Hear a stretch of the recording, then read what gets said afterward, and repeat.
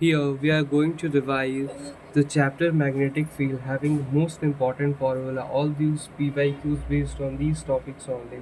So we can start now. सबसे पहले magnetic field क्या होता है? कोई भी जब चार्ज पार्टिकल मोशन करता है तो वो अपने अराउंड इलेक्ट्रिक फील्ड और इलेक्ट्रिक फील्ड के कारण ही वो अपना मैग्नेटिक फील्ड जनरेट करता है। यानी इससे हम ये समझ सकते हैं इलेक्ट्रिक फील्ड और मैग्नेटिक फील्ड एक साथ होते हैं, ये अलग अलग प्रॉपर्टी नहीं होती है। यानी कोई भी चार्ज जब मोशन करता है तो इलेक्ट्रिक फील्ड के साथ साथ मैग्नेटिक फील्ड डेवलप करता है। Magnetic field due to close loop हम लोग पढ़ने वाले हैं। हमें पता है magnetic field line close loop form करती है। ओके, प्लस चार्ज से क्या होती है, निकलती है और नेगेटिव चार्ज पे एलिमिनेट होती है। ओके, प्लस से निकलकर माइनस पे ख़त्म हो जाना, ये मैग्नेटिक फील्ड लाइंस की एक प्रॉपर्टी है। SI unit of magnetic field is Tesla. Okay, और हम मैग्नेटिक फील्ड लाइंस को कैसे हम लोग मेजर करते हैं? हम गॉस यूनिट है, टेस्ला यूनिट है, उससे हम मेजर करते हैं।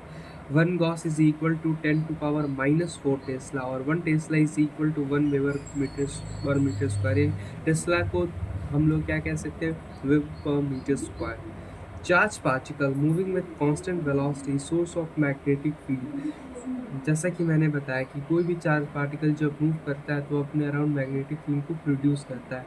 Moving charge also produce electric field. जब चार्ज मूव करता है तो वो अपने साथ साथ इलेक्ट्रिक फील्ड को भी प्रोड्यूस करता है। Current carrying wire electrically neutral, hence it is ideal source of magnetic field. कहने का मतलब क्या है कि अगर करंट कैरिंग वायर को देखते हैं तो इलेक्ट्रॉन्स को फ्लो कराता है, जो कि वो इलेक्ट्रिकली न्यूट्रल होता है। क्यों? क्योंकि अगर आप कोई भी चार्ज पार्टिकल को ले जाते हो वायर के पास तो उसमें कोई भी फोर्स एक्सपीरियंस नहीं होता। इसका मतलब क्या, वो इलेक्ट्रिकली न्यूट्रल है, जिसके कारण आपको ये पता चलता है कि ये जो वायर है वो इलेक्ट्रिकली न्यूट्रल है, तो इसमें केवल ही केवल मैग्नेटिक फील्ड प्रोड्यूस होगा। और ये इस तरीके से आप इसे आइडियल सोर्स भी कह सकते हो किस चीज़ का? मैग्नेटिक फील्ड का। Biot-Savart law. बायोट-सावर्ट लॉ क्यों लाया गया? बहुत सारे ज्योमेट्रिकल फिगर्स हो गए, ज्योमेट्रिकल शेप्स हो गए, जिसके कारण हमें बेसिकली मैग्नेटिक फील्ड को फाइंड आउट करना है, और उसी के लिए हमने बायोट-सावर्ट लॉ का इस्तेमाल किया।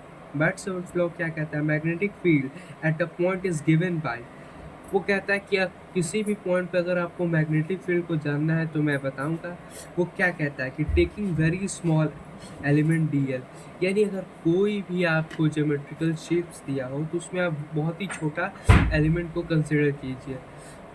तो पूरे फिगर को क्यों नहीं, क्योंकि हर एक एलिमेंट का ओरिएंटेशन अलग अलग होता है, आप इंटीग्रेट कर सकते हो उसको।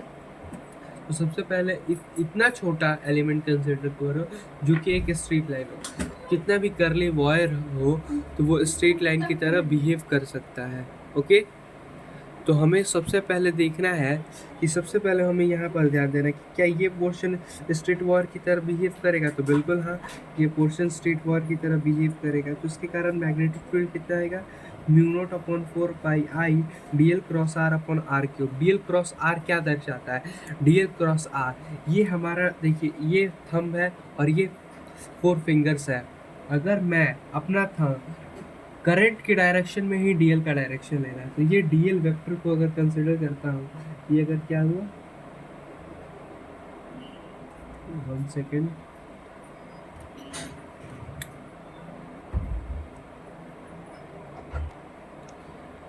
ये जो हाईलाइटेड पोर्शन है मेरा डीएल वेक्टर है, ये करंट की डायरेक्शन में है। तो मुझे पता करना है कि इस वायर के रिगार्डिंग मुझे मैग्नेटिक फील्ड इस पॉइंट पी पर कितनी आएगी, जो कि आर पोजीशन वेक्टर पे प्रेजेंट है। जब पोजीशन वेक्टर आर पे वो प्रेजेंट है तो उसके कारण मैग्नेटिक फील्ड कितना आएगा? तो मुझे पता है कि जब मैंने सबसे छोटा एलिमेंट डीएल कंसिडर किया जो कि along the direction of current flowing है, तो ये मेरा जो थंब है वो प्रोजेक्ट होगा along the direction of current flowing, and these fingers will project into the direction of position vector p, and hence we will curl the finger in this way along the current flowing. So like this will show you the direction of current flowing, dl cross r. Okay, this will show the direction of current flowing. this is equal to what will be the value of a magnetic field due to the very small element dl. Here written, taking very small current carrying element dl project in the direction of current carrying wire and a position vector p. Okay, और हमें पता है कि इसकी value को जब हम calculate करेंगे what mu naught upon 4 pi I D L cross are upon are cube, तो बहुत for different values of R we will get different values of magnetic field due to a very small element D L. लेकिन हमें ये constant की value mu naught upon 4 pi की value याद होनी चाहिए 10⁻⁻⁷। ओके, म्यू नॉट क्या है? Permeability of free space.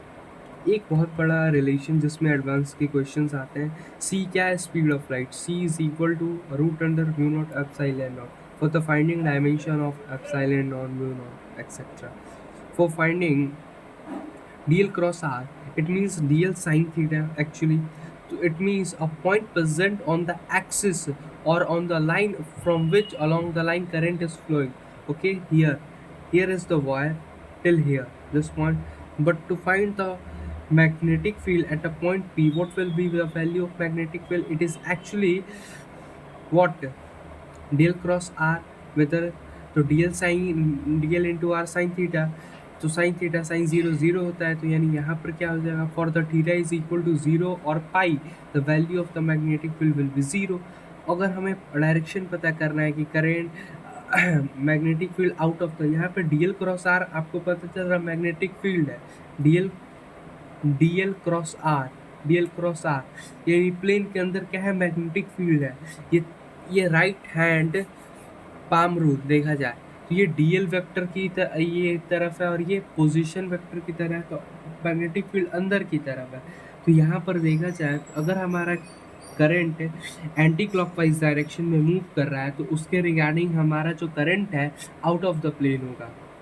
अगर करंट इनटू द प्लेन है तो मैग्नेटिक फील्ड किस डायरेक्शन में होगा? क्लॉकवाइज। ओके, तो मैग्नेटिक फील्ड की वैल्यू क्या होती है?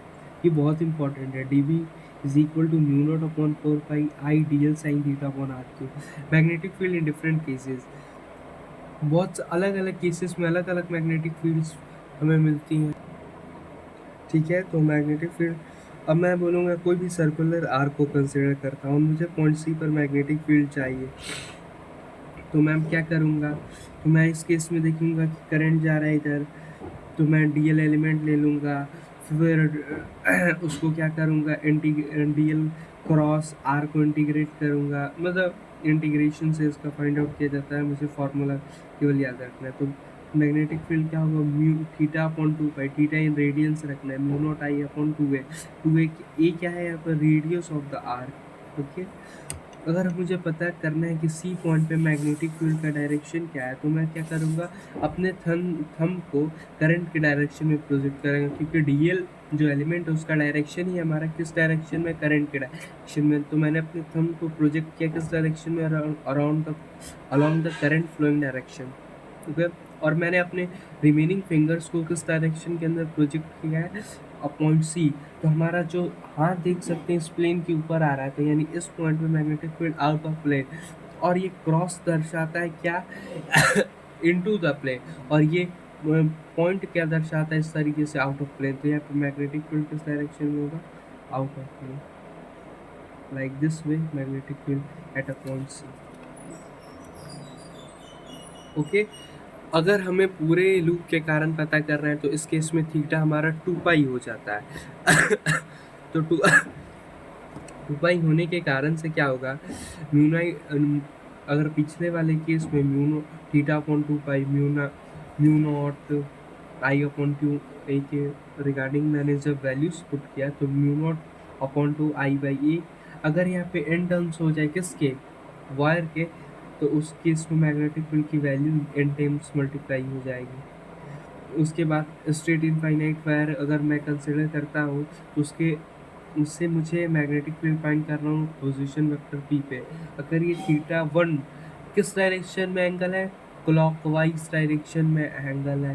ये थीटा 2 एंटी क्लॉकवाइज डायरेक्शन में एंगल है, तो उसके रिगार्डिंग मैग्नेटिक फील्ड की वैल्यू क्या है? स्ट्रेट वायर फाइनाइट वायर के कारण mu naught I 4 pi R mu naught I upon 4 pi R sine theta 1 plus sine theta 2। और यहाँ पे मैग्नेटिक फील्ड का डायरेक्शन कैसे है, देखिए ये थंब है projected into the direction of current flow and P के डायरेक्शन में मेरा रिमेनिंग फिंगर प्रोजेक्ट है, तो इनटू द प्लेन, और इनटू द प्लेन के लिए क्रॉस से रिप्रेजेंट है। इनफाइनाइट वायर के कारण कैसे किया जाता है, तो इनफाइनाइट वायर के कारण कंसिडर क्या होगा, यहाँ पे थीटा 1 और थीटा 2 की वैल्यू किसको अप्रोच करोगी, 90 डिग्री को। जब 90 डिग्री को जब अप्रोच कर रहा है तो इसकी वैल्यू 2 हो जाएगी, तो 2 से 2 कट जाएगा तो केवल यहाँ पे 2 बचेगा। 4 को जब डिवाइड करेंगे तो यहाँ पे केवल 2 बचेगा। सेमी फाइनाइट वायर यानी एक तरीके से एक तरफ से फाइनाइट है, एक तरफ से फाइनाइट नहीं है, तो इस केस में थीटा 1 की वैल्यू क्या हो जाएगी, थीटा 1 की वैल्यू हो जाएगी 90 और थीटा 2 की वैल्यू 0, तो mu naught upon 4 pi I by R, यही वैल्यूज यहाँ पर आ गई, 1 प्लस 0 दैट इज 1। और यहाँ पर केस 2 सेमी फाइनाइट वायर अगर मैं बोलूँ कि किस एक तरफ से तो इनफाइनाइट है ही, लेकिन कुछ नीचे से भी एंगल फॉर्म कर रहा है, तो मैं बोलूँगा वही फॉर्मूला। अगर यहाँ से 90 फॉर्म हो रहा है एंगल इनफाइनाइट के कारण, तो यहाँ पे 1 हो जाएगा साइन थीटा 1, और ये थीटा एंगल है साइन थीटा 2 की वैल्यू साइन थीटा, ठीक है। अगर केस 2 लेता हूँ इनफाइनाइट है, और ये थोड़ा सा इंपॉर्टेंट हो सकता है क्योंकि ये ट्रिकी होता है, this will be gonna to be important because this is tricky.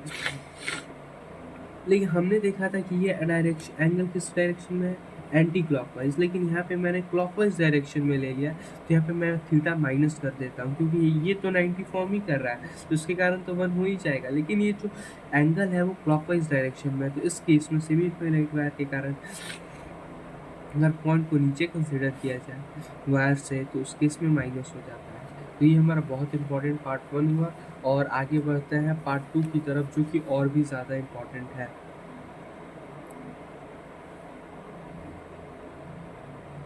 इस केस में क्या होगा, magnetic field current carrying loop, अगर हमसे कोई पूछता है करंट कैरिंग लूप के रिगार्डिंग मैग्नेटिक फील्ड, हमें वैल्यू याद रखनी है, म्यू नॉट एन, एन क्या है number of turns, I A square into 2 times of A square plus x square plus 3/2। X क्या है, रिंग सर्कुलर लूप की एक्सिस से जो दूरी होती है उसको एक्स कहते हैं। ए क्या है, रेडियस ऑफ द लूप। अगर क्लॉक एंटी क्लॉकवाइज डायरेक्शन में करंट मूव कर रहा है, तो उस केस में हमारा मैग्नेटिक फील्ड का डायरेक्शन क्या होगा, मैग्नेटिक फील्ड ऐसे सोचा जाए कि एंटी क्लॉकवाइज डायरेक्शन में मूव कर रहा है, तो मैंने सीखा है कि इस तरीके से अपने हैंड को प्रोजेक्ट करना है। ये राइट हैंड कर्व फिंगर जो होता है, Fleming left hand rule, right hand rule, अपने ऐसे अपने जब फिंगर को रिमेनिंग को कर्ल करेंगे तो ये बाहर की तरफ आ रहा है, प्लेन के बाहर तरफ आ रहा है। इसका मतलब क्या है कि ये जो है ये पॉइंट, ये जो फेस है वो किस पोल की तरह एक्ट करेगा, जब हमारा magnetic field out of plane है। आउट ऑफ प्लेन का मतलब नॉर्थ पोल, और इनटू द प्लेन का मतलब जब हमारा करंट का डायरेक्शन किस में क्लॉकवाइज हो, क्लॉकवाइज, तो उसकी इसमें साउथ पोल की तरह। डायरेक्शन ऑफ मैग्नेटिक फील्ड पता चल गया है, यहाँ पे एंटी क्लॉकवाइज है तो नॉर्थ पोल की तरफ बिहेव करेगा, क्लॉकवाइज है तो साउथ पोल की तरह। Current carrying loop is a good example of magnetic dipole. क्यों, क्योंकि यहाँ पर अगर इसको कंसिडर करेंगे एक तरफ से एंटी क्लॉकवाइज दूसरी तरफ से क्लॉकवाइज, तो एक तरफ नॉर्थ पोल और एक तरफ साउथ पोल, इलेक्ट्रिक डाइपोल को जब याद किया जाए तो उस केस में क्या था, एक पॉइंट चार्ज था, माइनस से प्लस की तरफ जाता था, क्या कुछ दूरी होता था पोजिशन वेक्टर के बीच का, और जो होता था और सेपरेशन ही बहुत स्मॉल होता था, तो यहाँ पर सेपरेशन तो टेंडिंग जीरो हो गया एकदम। तो ये तो बहुत ही अच्छा एग्जाम्पल, आइडियल एग्जाम्पल हो गया किस चीज़ का, मैग्नेटिक डाइपोल का। तो उसका ग्राफ ऐसे बनता है, कहाँ पर मैक्सिमम होगा, जब x की वैल्यू 0 होगी तो मैग्नेटिक फील्ड की वैल्यू मैक्सिमम होगी, तो उसके ग्राफ हो क्या, पोजीशन वेक्टर के रिस्पेक्ट में। सोलेनॉइड क्या होता है, सोलेनॉइड जब कहता है एक थिन सिलेंड्रिकल, जब हमने क्या लिया, कुछ एलिमेंट को कंसिडर किया, फेरोमैग्नेटिक मटेरियल्स को भी ले सकते हैं, जो क्लास 10 में एग्जांपल होता है उसको मैग्नेट बनाने का। तो जब इसको कंसिडर करोगे आप, इस पे n नंबर ऑफ टर्न्स किसका कॉइलिंग करोगे, किस चीज़ का, वायर का कॉइलिंग करोगे, तो आप सोलेनॉइड बना लोगे। तो यहाँ पर अगर आप इसको कंसिडर करो तो ये थीटा 1, मैंने इसको ज्वाइन किया और इस पॉइंट को ज्वाइन किया at the ends, taking any kind of point P, taking a point P along the axis of what solenoid, having the theta 1 direction with the at the end, and theta 2 is the direction from the axis to the end approaching. Here is the approaching end, ये वाले int को छोड़ के ये जो theta two direction है तो उसके रिगार्डिंग हमारा क्या आ जाता है, इसके लिए एक स्मॉल एन समझना पड़ेगा, number of turns per unit length. ये होता है, आपने पढ़ा है, मैग्नेटिक फील्ड होता है mu not an I upon two cos theta one minus cos theta two. अगर मैंने एक सिमेट्रिकल पॉइंट को कंसिडर किया सोलेनोइड का, ये थीटा एंगल बना रहा है और ये pi minus theta, it means what, pi minus theta अगर बनाता है तो सिमेट्रिकल पॉइंट लिया तो थीटा पाई माइनस थीटा। अगर आप इसको कंसिडर करो 45 डिग्री तो ये हो जाएगा 135 डिग्री। तो आप पता है sine of minus theta that is sine theta हो जाता है, माइनस साइन थीटा हो जाता है। तो उस केस में आ जाएगा mu naught I cos theta. I क्या है, एन क्या है, N by L, number of turns per unit length. अगर मैंने आइडियल सोलेनॉइड लिया, आइडियल सोलेनॉइड कहने का मतलब क्या है, कहने का मतलब है इनफाइनाइट लेंथ हो गया उसका। इंटरनल पॉइंट पर मैग्नेटिक फील्ड क्या होगा, पैरेलल टू एक्सिस, यानी इसके पैरेलल, यहाँ पे देख सकते हैं आप, पैरेलल में है, मैग्नेटिक फील्ड मूव कर रहा है, ठीक है। एक्सटर्नल पॉइंट, किसी भी बाहर पॉइंट पे मैग्नेटिक फील्ड प्रेजेंट ही नहीं होता। एंड्स पे क्या होते हैं, mu not an I by two होती है क्या, मैग्नेटिक फील्ड की वैल्यू, और म्यू नॉट एन आई होता है किसी भी पॉइंट पर वैल्यू। किस केस में, आइडियल सोलेनॉइड के केस के अंदर। हाँ, magnetic field because of moving charge. तो मूविंग चार्ज अगर मैं बात करूँ तो मुझे पता है इस केस की अगर बात किया जाए, जब मैंने क्या लिया, डी एल क्रॉस आर लिया ना, तो मैं बोलूँगा कि यहाँ पर मैंने जब D L cross R consider किया है, ठीक है, तो मैं यहाँ पर कंसिडर करूँगा और डी एल, तो मैं बोलूँगा मेरे पास तो पॉइंट चार्ज है, तो मैं बोलूँगा डी एल क्या हो सकता है, वी डॉट डी टी। इस जब चार्ज के पास जो वेलोसिटी है तो V dot D T value हो जाएगा डी एल। तो मैंने V D L cross R की जगह मैंने किसको वैल्यू को पुट कर दिया है, V dot D T, V cross R, sorry, V cross R, V D T कहाँ पे आ जाएगा, वी डी टी मैं बता रहा हूँ, जब मैंने यहाँ पर वी डी टी रखा तो वी डी टी, तो यहाँ पर आई भी आता, आई इंटू टी, डी टी क्या हो जाएगा, क्यू हो जाएगा। तो वो क्यू को मैंने बाहर कर दिया, वी क्रॉस आर लिख दिया, आर क्यू तो था mu naught by 4 same formula.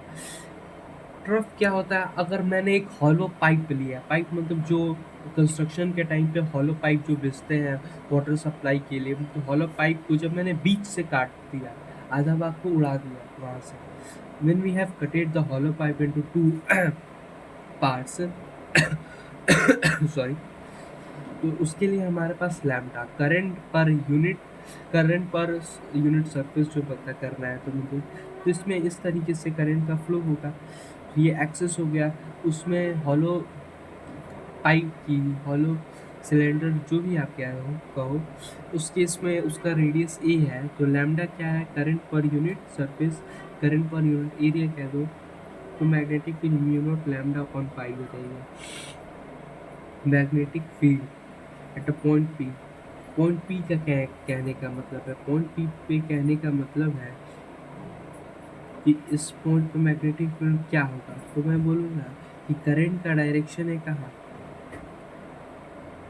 Current flow कर रहा है इस पॉइंट में, मैग्नेटिक फील्ड करंट इस डायरेक्शन में फ्लो कर रहा है, तो मैग्नेटिक फील्ड का डायरेक्शन हम देख सकते हैं क्या, आपको तो इस डायरेक्शन में हो जाएगा। Magnetic field due because of infinite sheet के कारण मैग्नेटिक फील्ड होता है mu not lambda by 2, lambda की वैल्यू क्या है, आई अपॉन पाई है, ओके। एम्पियर्स लॉ कहता है, एम्पियर्स लॉ भी मैग्नेटिक फील्ड फाइंड करने के लिए है, लेकिन इसमें क्या है, तो मैंने बोला कोई कॉम्प्लेक्स ज्योमेट्री मेरे पास आए तो मैंने उसको इंटीग्रेशन के regarding, because integration is gonna to be tough, तो इंटीग्रेशन के रिगार्डिंग मैंने कैलकुलेशंस नहीं कर पाया, तो उसके लिए मैंने साइंटिस्ट ने एम्पियर्स लॉ की डिस्कवरी की। किसी भी क्लोज कप्स के लिए अगर मुझे मैग्नेटिक फील्ड फाइंड आउट करना है तो कैसे पता करना है, line integral V dot D L mu is equal to mu naught into summation of I piercing, यानी इस क्लोज कर्व पे, यानी मुझे पता है ना क्या होता था वो Q enclose the epsilon not magnet electric flux होता है, तो उसमें क्या होता है, केवल चार्ज इनक्लोज, इसमें भी जो करंट इनक्लोज, यानी यहाँ से जो करंट फ्लो करना है मुझे कंसिडर नहीं रिगार्डिंग इसके, इसी से जो करंट फ्लो करे वही ऑब्जर्व कर रहे हैं। जैसे यहाँ पे देख लिया जाए, अगर मैंने only enclosed current is consider if DL is in anti clock position then output current is positive. अगर मैंने एंटी क्लॉक पोजिशन में लिया है तो मैं इस केस में इस फार्मूला को पुट करके जब म्यू नॉट और आई पियर्सिंग की वैल्यू, तो इसमें से नेट करंट -1 एम्पियर का फ्लो हो रहा है, तो उसके रिगार्डिंग मुझे ये वैल्यू मिल जाएगी किसकी, मैग्नेटिक फील्ड की। Then after gonna to be consider the next only few parts are left. Magnetic field inside और आउटसाइड वायर। इनसाइड और आउटसाइड वायर कहने का क्या मतलब होता है? इनसाइड और आउटसाइड वायर कहने का यही मतलब है साफ साफ कि वायर भी दो प्रकार के होते हैं। एक तो कॉपर वायर ले लिया जाए कि जो एकदम सॉलिड हो गया, तो उसमें सरकमफ्रेंस के अलॉन्ग क्या करंट का फ्लो होता है। अगर हॉलो वायर लिया जाए तो लेंथ के अलॉन्ग फ्लो होता है किस चीज़ का, करंट का फ्लो। तो ये क्या होता है, एक्सिस से परपेंडिकुलर डिस्टेंस, वायर के एक्सिस से। तो मुझे केवल और केवल फॉर्मूलेज याद करने हैं क्या, और पी वाई क्यूज इसी पे बेस्ड होते हैं। तो मैग्नेटिक फील्ड होता है mu naught upon 2 J cross R. अगर यहाँ पे मुझे पूछा जाए जे क्रॉस आर है तो जे किस चीज़ को रिप्रेजेंट, तो करेंट डेंसिटी को रिप्रेजेंट कर रहा है। J is actually current density over here, जो आपने पिछले चैप्टर में पढ़ा हुआ है। और यहाँ पे पी वेक्टर क्या है, mu naught upon 2 pi I by R. जब क्या आर क्या है सॉलिड वायर के लिए, जब मैंने इनसाइड पॉइंट को कंसिडर किया आर लेस दैन ए, ठीक है, तो उस केस में ये होता है, और आर ग्रेटर देन है तो उस केस में ये होता है। जब मैंने होलो लिया तो आर लेस दैन ए में कोई कुछ भी वहाँ पे प्रेजेंट नहीं है, तो उसके केस में मैग्नेटिक फील्ड 0 हो जाता है।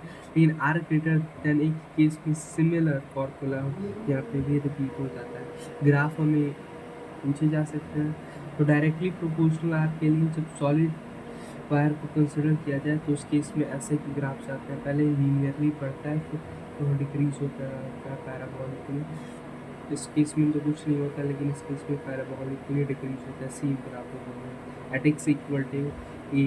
ओके, फोर्स ऑन है moving charge in uniform magnetic and electric field. तो मैग्नेटिक फील्ड के कारण फोर्स का होता है Q times we cross v, और इलेक्ट्रिक फील्ड में क्यू टाइम्स इलेक्ट्रिक फील्ड। अगर पहला बात चार्ज पार्टिकल अगर मैग्नेटिक फील्ड में प्रेजेंट है तो कितना फोर्स, तो F is equal to q time v cross we. अगर परपेंडिकुलर हो किस, हमें याद रखना है कि फोर्स जो होता है परपेंडिकुलर होता है वेलोसिटी वेक्टर और मैग्नेटिक फील्ड के वेक्टर से। तो उस केस में magnetic field work done by the magnetic field is 0, तो no magnetic field along the vector. तो motion of electric charge in magnetic field. Next topic, तो वेलोसिटी वेक्टर और मैग्नेटिक फील्ड अगर 0 डिग्री पर हो या पाई, तो मैंने बताया कि अगर मैंने अपने चार्ज पार्टिकल को मूव करते हुए मैग्नेटिक फील्ड के अंदर डाल दिया तो उस केस में क्या क्या डिफरेंट ट्रैजेक्टरी हो सकती है जिसमें हमारा चार्ज मूव करे। तो मैंने बोला जब वेलोसिटी वेक्टर और मैग्नेटिक फील्ड वेक्टर के बीच में पैरेलल हो या एंटी पैरेलल हो, जब थीटा उनके बीच में क्या हो 0 डिग्री और पाई हो, उस केस में वो किस ट्रैजेक्टरी को फॉलो करते हैं, स्ट्रेट लाइन में। अगर वेलोसिटी वेक्टर और मैग्नेटिक फील्ड वेक्टर आपस में परपेंडिकुलर हो तो सर्कुलर पाथ, क्योंकि सेंट्रीफ्यूगल फोर्स चाहिए, तो उस केस में हमें सर्कुलर मोशन देखने को मिलता है। तो radius of circle M V by F Q V, और टाइम पीरियड ऑफ सर्कल होता है 2 pi upon Q V. Velocity vector और थीटा, वेलोसिटी वेक्टर और मैग्नेटिक फील्ड वेक्टर आपस में थीटा पे मौजूद है तो उस केस में हेलिकल पाथ होता है, और उस ज्योमेट्री को कहते हैं हेलिक्स। हेलिक्स का कुछ ऐसा शेप होता है, ठीक है। फोर्स वेक्टर के बारे में बात करें तो फोर्स वेक्टर क्या होता है, वही होता है Q times we cross V. Radius of the helix क्या होगा, M V sine theta upon Q V. क्यों, क्योंकि अगर ये वेलोसिटी वेक्टर ऐसे हो तो एक वी कॉस थीटा और वी साइन थीटा रेडियस में कंट्रीब्यूट करे V cos theta time period में, कि डिस्टेंस कितना कवर हो रहा है, जो कि पिच में, पिच क्या होता है, maximum displacement, sorry what is pitch, first we have to, pitch basically ये दूरी होता है कि कि किसी भी टाइम पीरियड में वो कितना दूरी चला। तो किसी भी टाइम पीरियड में, तो time period 2 pi M upon Q, और वेलोसिटी कितना चला तो एक्स में वो वेलोसिटी वी कॉस थीटा, तो मल्टीप्लाई करके हमें वो मिल जाता है। अब हमने बोला कि ऐसा तो नहीं है कि केवल ही मैग्नेटिक फील्ड हमारे पास प्रेजेंट हो, उस केस में हमारे पास मैग्नेटिक फील्ड के साथ इलेक्ट्रिक फील्ड भी प्रेजेंट होता है, तो उस केस में जो ट्रेजेक्ट्री होती है वो थोड़ी बहुत एडवांस प्रॉब्लम क्रिएट करती है। लेकिन बेसिकली उतना नहीं देख सकते हैं रिविजन के पॉइंट ऑफ व्यू से, तो बेसिकली बेसिक आइडिया पता होना चाहिए। लॉरेंस फोर्स कहते हैं कि अगर हमारे पास इलेक्ट्रिक फील्ड भी प्रेजेंट है और मैग्नेटिक फील्ड भी प्रेजेंट है तो उस केस में हमारे पास लॉरेंस फोर्स कहलाती है। लॉरेंस फोर्स का मतलब क्या होता है कि particle present in a field having electric and magnetic field both will have experienced electric field force and magnetic field force as well. What will be the value of q dot e plus मतलब q times electric field plus q times v cross में। अगर ये पूरा net force zero हो जाए इसका मतलब electric field की value minus time v cross v है, यानी electric field is perpendicular to the magnetic field.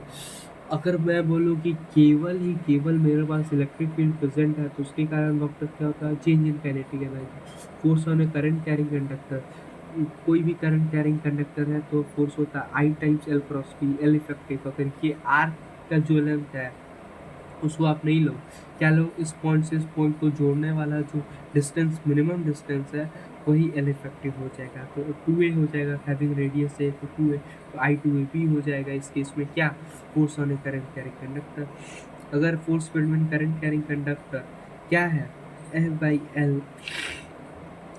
ये तो थोड़ा सा फोर्स पता करने के लिए, लेकिन अब केवल ये याद रखो क्या, mu naught I one upon two pi R by two. अगर इससे आई वन बह रहा है तो इस बीच वाले पॉइंट पर मैग्नेटिक फील्ड कितना होगा।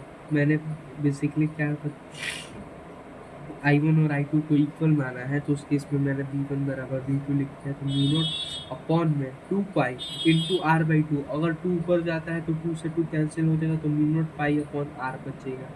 Mu naught pi upon I one upon r, ये टू ऊपर चला जाएगा, ठीक है। करंट टू का सब मैग्नेटिक डाइपोल, कहने का मतलब है करंट का जो लूप है मैग्नेटिक डाइपोल की तरह एक्ट कर रहा है।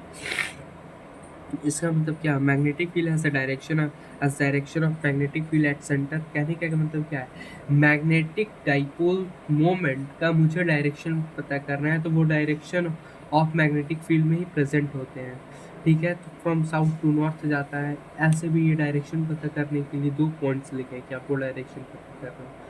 मैग्नेटिक डाइपोल मोमेंट क्या होता है, आई इंटू ए क्या होता है, एरिया होता है।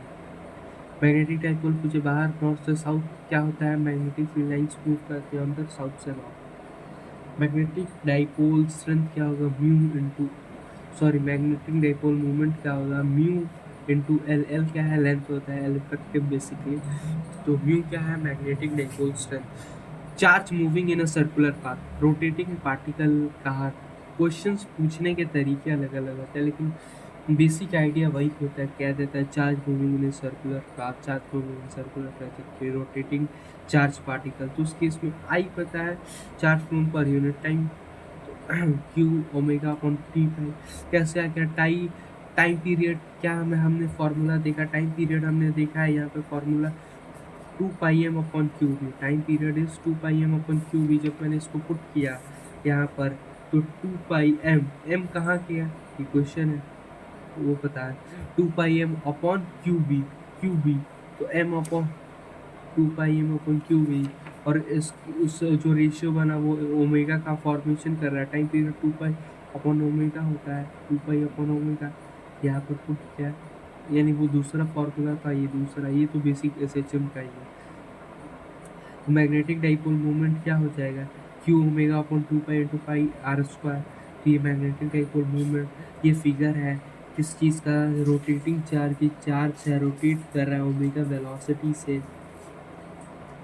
ओमेगा एंगुलर वेलोसिटी से, और वी वेलोसिटी है all of tangential direction, M by L. ये इंपॉर्टेंट फार्मूला, और इस पर ये 5 फार्मूलेज बहुत इंपॉर्टेंट है, will going to show you which will going to change your destiny for ever, because this is a form which are basically asking। मैंने अभी देखा m is equal to Q, ये रूट अंडर नहीं है, Q L by two M है, M क्या है, Q L upon two है, magnetic dipole moment. Rotating charge के कारण Q omega R square by two, rotating ring के कारण मैग्नेटिक डाइपोल मोमेंट क्या होगा, Q omega R square by two. दोनों ही सेम होते हैं, इसलिए बहुत ईजी होते हैं यार। अब मैंने बहुत तेजी से मूव किया है चार्ज को, तो आप सोच सकते हो कि वो रिंग का फॉर्मेशन कर सके। नहीं तो आप क्या करो, एक धागे से क्या करो, बॉल को बांध लो और उसको बहुत तेजी से घुमाना कोशिश करो, तो क्या होगा, वो circular path, circular ring form कर लेगा, तो सेम हो जाते हैं। रोटेटिंग डिस्क होता है Q omega R square by four. Omega क्या है, एंगुलर वेलोसिटी। स्फेरिकल शेल के कारण magnetic moment Q omega R square by three, और सॉलिड स्फीयर के कारण Q omega R square by four. Magnetic dipole in magnetic field क्या होता है, ये टॉर्क हो गया M cross B, magnetic dipole moment into magnetic field. और टॉर्क क्या होता है, चेंज इन पोटेंशियल एनर्जी,